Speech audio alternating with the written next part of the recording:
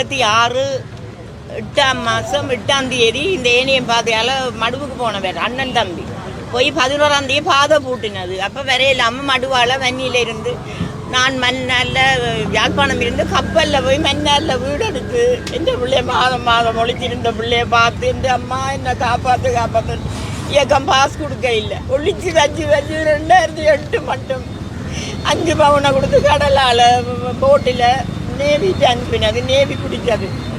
இன்று வரையும் அம்மைக்கு புத்தாயினா வாயினவான்னு சொல்லுவான் சிங்களத்தில். இன்று வரையும் வாரான் என்ற பிள்ளை. எங்கே இருந்தாலும் என்ற பிள்ளை ஒரு குஞ்சம் அறியாத பிள்ளை. 2006 8ஆம் மாதம் 7 மணிக்கு நேவி பிடிச்சது. அம்மைக்கு புத்தம்மா அல்லுவா அம்மைக்கு புத்தா ஏவி அம்மா பயம் என்னப்பா சொல்லுவான் சிங்களத்தில். அம்மா பயம் என்னப்பா அம்மைக்கு புத்தா ஏவி அம்மைக்கு புத்தா ஏவி 2010 என்ன நடந்தது இல்லையா. நாங்கள் முகில் குடியேற்றம் வந்துட்டோம். நேவி கேம்பு சனிவிலோஜில் வச்சுருந்தோம் மென்னரில். இன்று வரையும் இல்லையா. இங்கே இருந்தாலும் இந்த பிள்ளைய விடுதலையாக சொல்லுங்க. நானும் வயசும் போயிட்டு எங்களுக்கு எந்த நாளும் தெரியலாது. ஒரே ஆர்ப்பாட்டம் கூசா வெள்ளிக்கடை இந்த உலகம் முழுக்க திரிகிறதான் அந்த காலத்தில் இருந்து.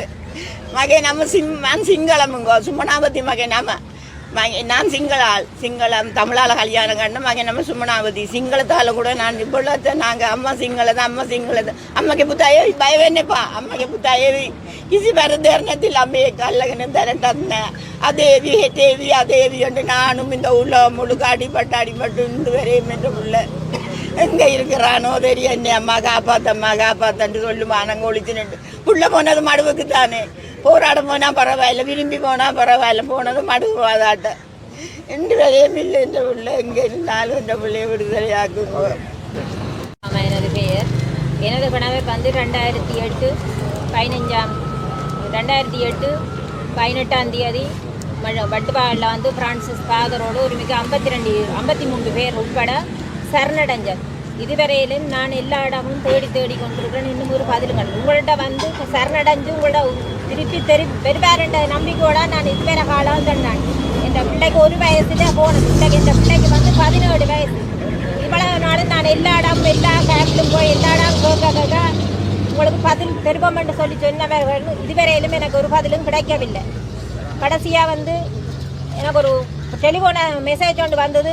உங்களோட கணவர் இருக்கிறார், உங்களுக்கு பார்க்குறதுக்கு வர சொல்லி சொன்னவியல். ஆனால் நான் கேட்ட நான் அவைய என் பிள்ளைய அல்லது அவைய மனுஷன் அண்ணாவை அனுப்புகிறேன், அவரோட சேர்ந்து வரேன்னு சொல்லி கேட்க. ஆனால் அவர் பெற வேண்டாம், என்னை மட்டும்தான் வர சொல்லி சொன்னேன். அது 5 நிமிஷம் தான் உங்களோட கதைக்க விடுவோம்னு சொல்லி சொன்னவியல்.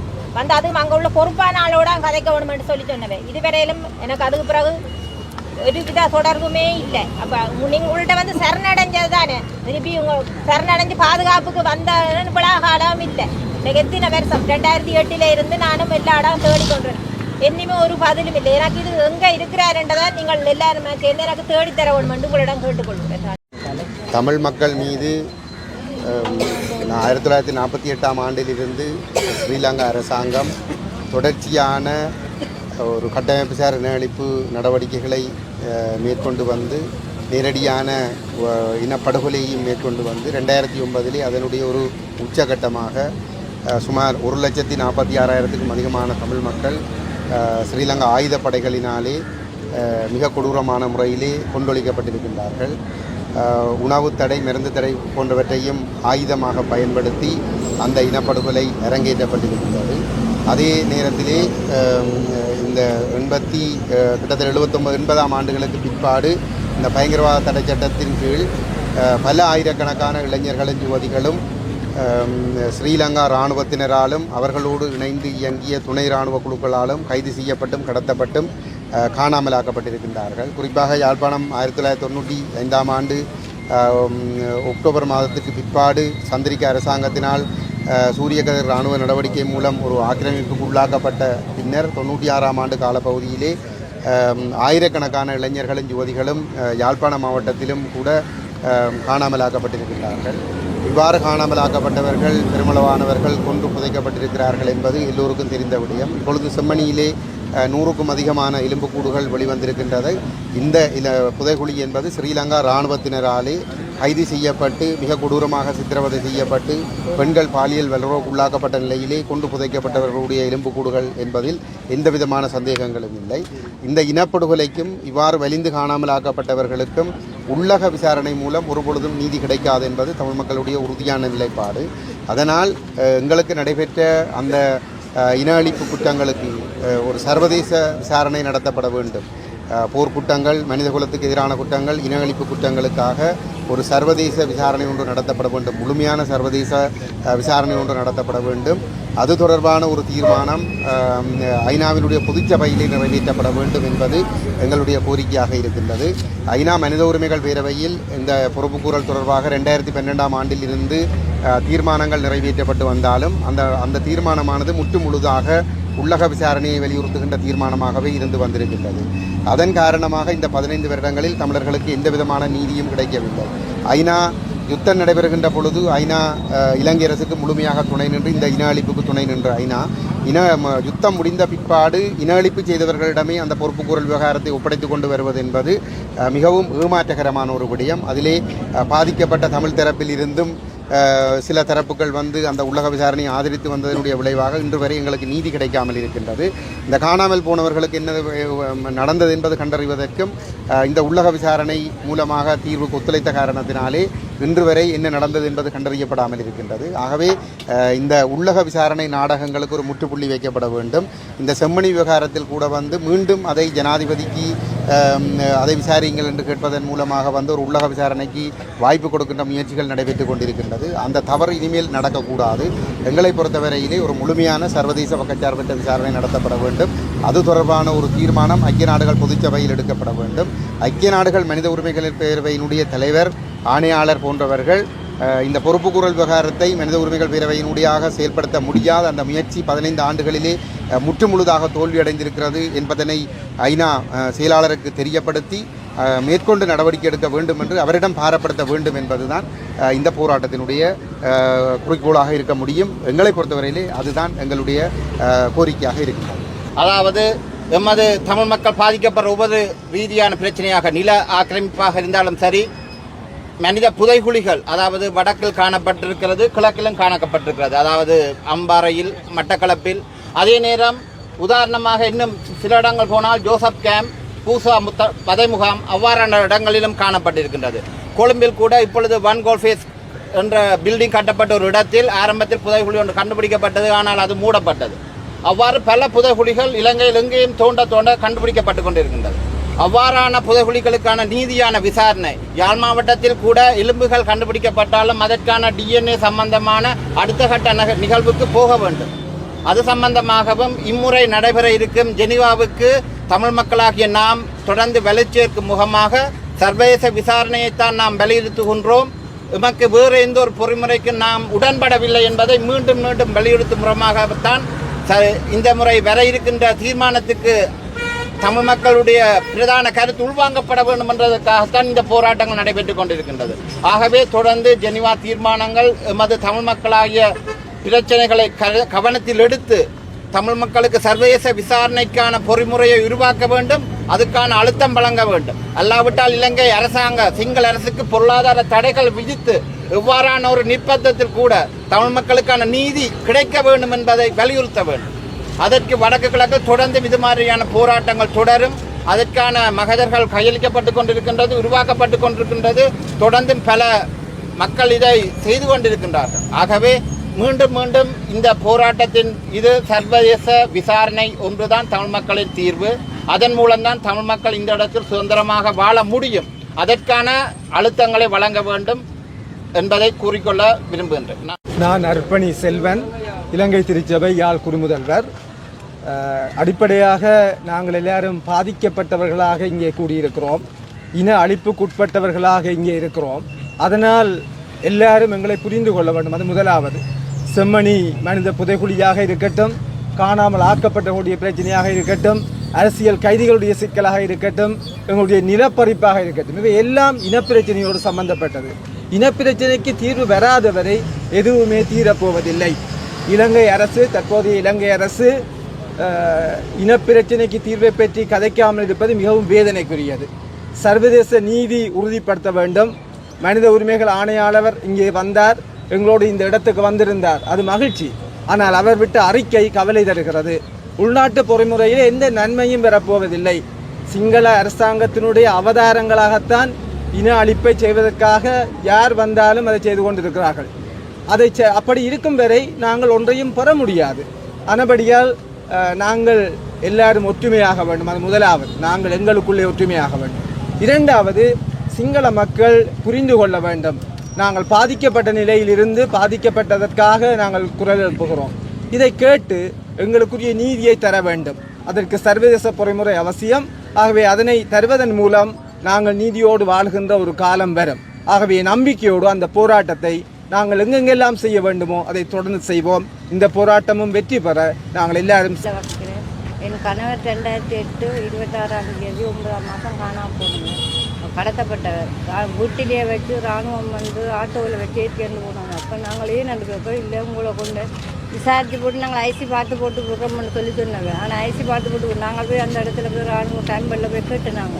எங்களோட கணவர் எல்லாரும் ஐசியாக கொடுத்து விட்டாச்சா ஏன் எங்களோட கணவர் அப்படி ஏடின்னு சொல்லி கேட்க இல்லை பொழுதோட வருவினம்னு சொல்லிச்சினோம். அப்படி இன்னும் இருந்துட்டுது. நான் இரவும் அப்போ போலீஸ் ஸ்டேஷனில் போய் சொன்னேன். நான் இந்த கணவரை இனிமேல் விடையில இன்னும் எல்லாரும் பண்ணணுமே விடையின்னு சொல்ல தெரியலம்மா நீங்கள் போய் விசாரிங்க போய் கேளுங்கன்னு சொல்லி கேட்க நாங்கள் இராணுவத்திடம் போக எங்களை கொட்டன்கள் கொண்டு விட்டு கலைச்சுவாங்க. நாங்கள் திரும்பி வந்துட்டோம். எங்களோட குடும்பத்தில் 3 பேர். எங்களோட மனுஷன் தம்பியார் ஒரு ஆளை சுட்டு போட்டு கிடந்தது, ஒரு ஆளை கடத்தி கொண்டு போனவன் எங்களோட மனுஷனையும் கடத்தி கொண்டு போனோம். அதே போல் இவ்வளோ சகோதரர்கள் இவ்வளோ சின்ன சின்ன பிள்ளைகள் எல்லாரையும் சேர்த்து கடத்தி இருக்கிறாங்க. அதுக்கு எங்களுக்கு ஒரு தீர்வு கிடைக்கும். சேர்ந்ததற்காக உழைப்போம். நன்றி.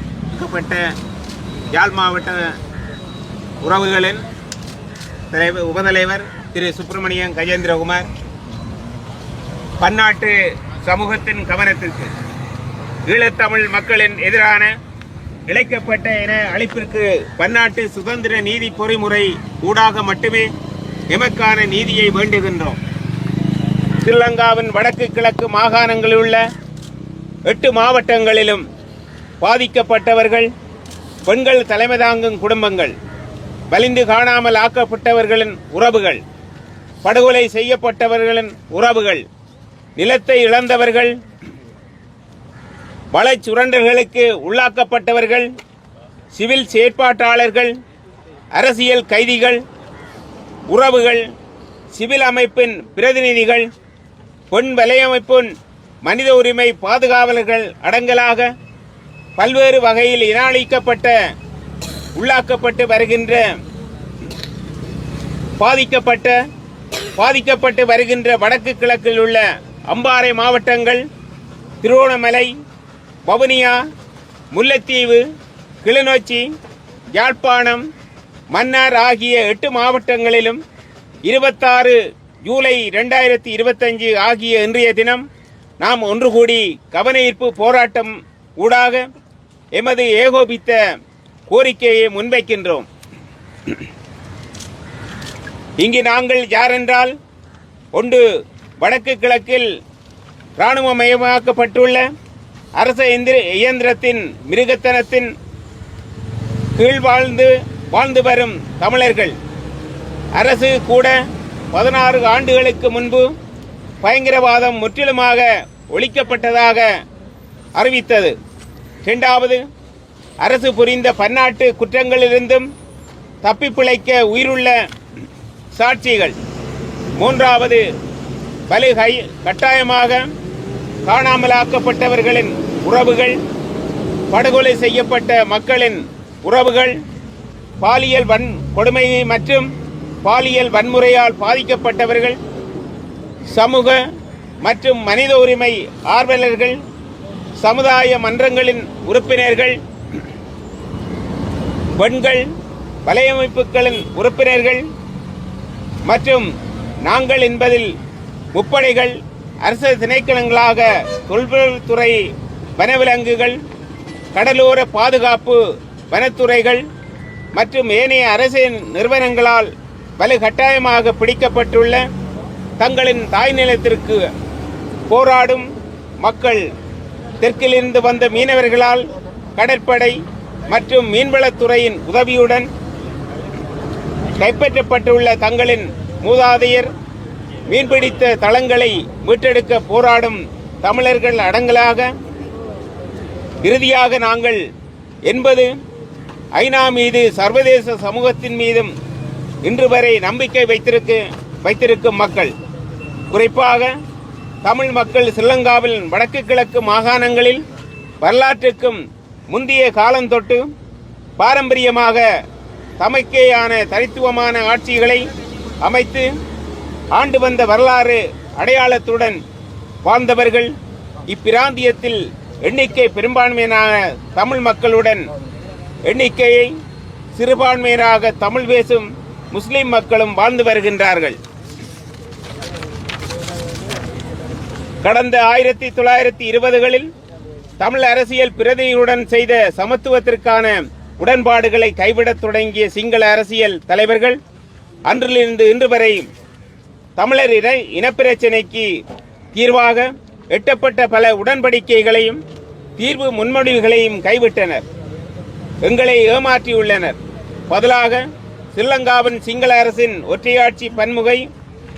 ஒற்றையாட்சி பண்பை பேணுவதற்காக இராணுவ தீர்வையை முன்னிறுத்தி வந்தனர். அதனை நடைமுறைப்படுத்த இன அழிப்பை கையிலெடுத்ததுடன் இன்று வரை அதனை தொடர்கின்றனர். இந்த இன அழிப்பானது யுத்தமாக முன்னெடுக்கப்பட்ட போது ஈழத்தமிழர்கள் வகைதொகையின்றி கூட்டாகவும் தனியாகவும் படுகொலை செய்யப்பட்டனர். தொடர்ந்து இடம்பெயர்வு மற்றும் வடகால அகதி முகாம் வாழ்வை தமிழ் மக்களுக்கு வழங்கியது. சிங்கள அரசு பொறிமுறையை முன்னெடுத்த போதும் தமிழர்களின் இருப்பிடங்களையும் சொத்துக்களையும் வாழ்வாதாரங்களையும் திட்டமிட்ட வகையில் முற்றாக அழைத்து தமிழர்களை பக்கற்ற நிலைக்குள்ளாக்கியது. பயங்கரவாத தடைச்சட்டத்தின் மூலம் ஆயிரக்கணக்கானோர் கைது செய்யப்பட்டு பல்லாண்டு விசாரணையின்றி சிறையில் அடைக்கப்பட்டதுடன் சித்திரவதைக்கு உள்ளாக்கப்பட்டனர்.